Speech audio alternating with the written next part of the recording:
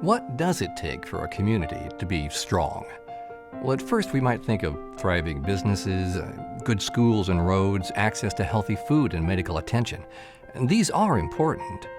But there's something more, something big. For a community to be strong, its people need to be strong. People in all corners of our community. Safe, healthy, ready to succeed. We have a strong community, but can it be even better?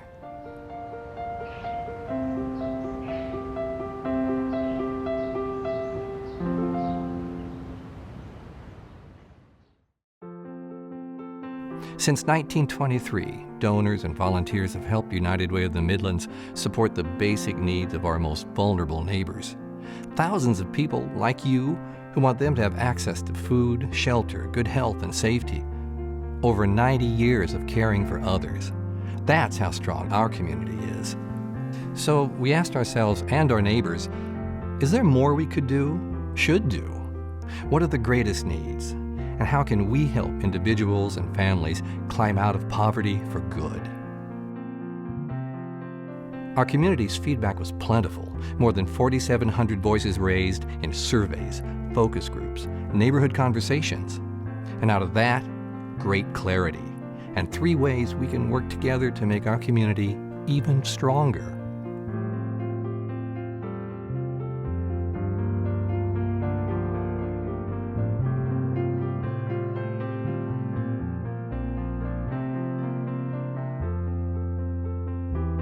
First, continue to support basic needs.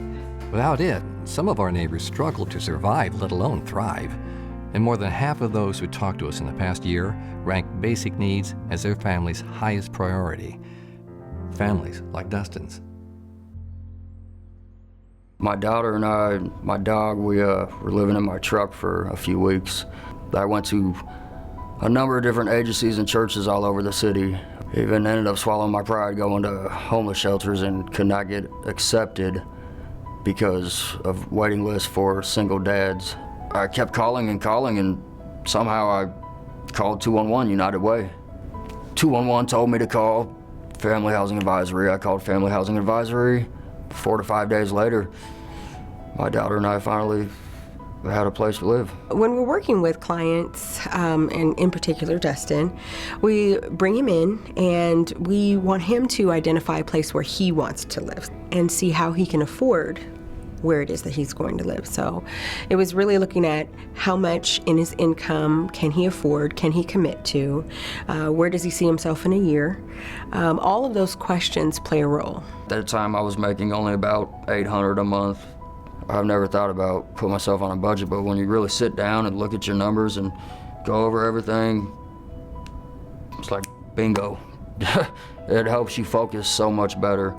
It's been a huge, tremendous help for my daughter and I, and other people need it, big time. The next step for many families is critical. To break the cycle of poverty, and that's something that affects generations in some families. People need help with the tools to build an independent, financially stable life. Now, education is a key to self-sufficiency. And of the people we met in the past year, 91% who have less than an 8th grade education said they have trouble making ends meet. That's what United by Strength is all about. Helping kids and young adults get what they need to be classroom ready and workforce ready. So how can we help make that happen?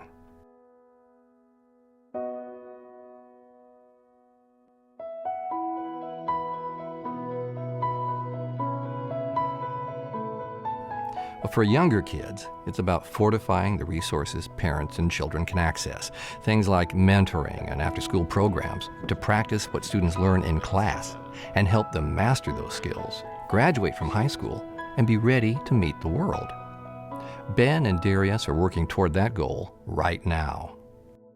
I like to spend time with Ben because we do things like board games, play tag, bake. We like to read and do homework. I like coming to Kids Camp because all my friends and my favorite teachers are here.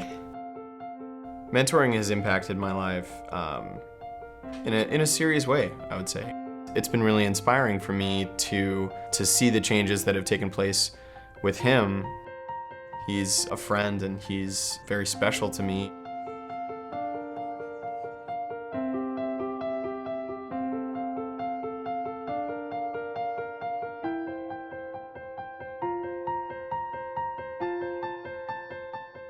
Next step, make sure our high school graduates have a choice of high-quality options to help them prepare for college or to train for and get a good job.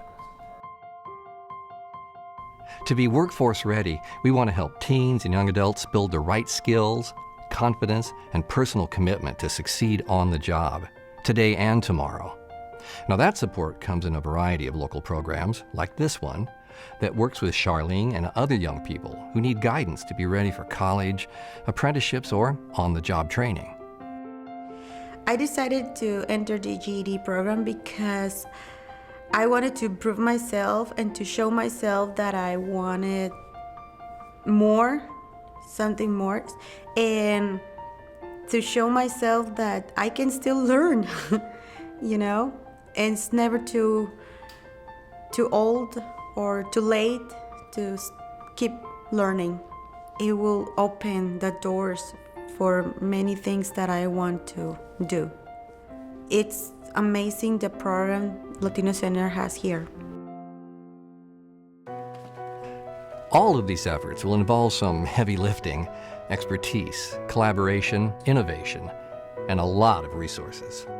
No one organization can do it alone, but working together, united with donors and volunteers, corporate, private, public, and nonprofit organizations, that's how we'll make things happen.